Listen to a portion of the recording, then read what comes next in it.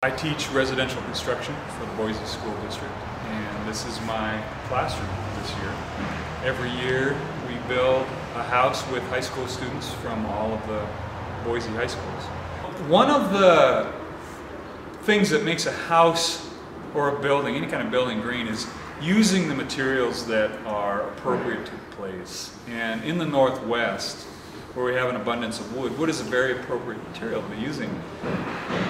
Idaho has a lot of wood, and it seemed to me to make sense to try to use as much Idaho wood as possible. LEED rewards things like that, so we'll get a point or two for using wood or any material that's sourced within a 500-mile radius.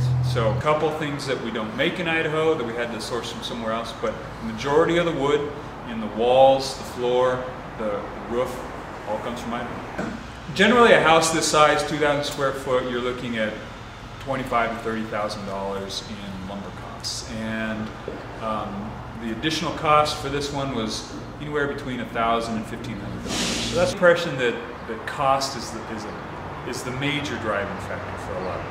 And you know, especially now, like the housing market is going through a rough patch, and you know, a lot of builders have gone under, and so the ones that are still building are really looking at costs closely. I'd like to encourage them to, though, look at the bigger picture.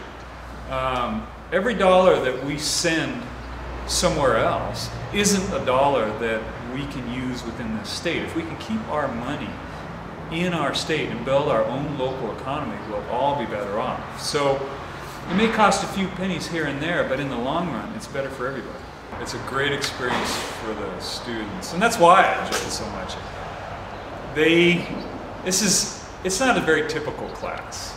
They leave their school for 2 hours, and they come here, they can drive, or they can take the bus. But the thing is that they're building skills.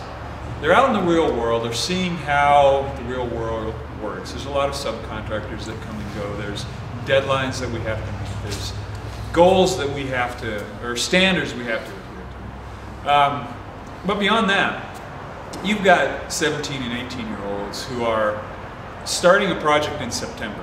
They have no idea really what it's going to look like when it's done. But by the time we get to May and June, you know, you're looking at a project that is much, much bigger than themselves. And they get a real sense of pride in having done that as a 17 or 18-year-old. It's really quite an accomplishment.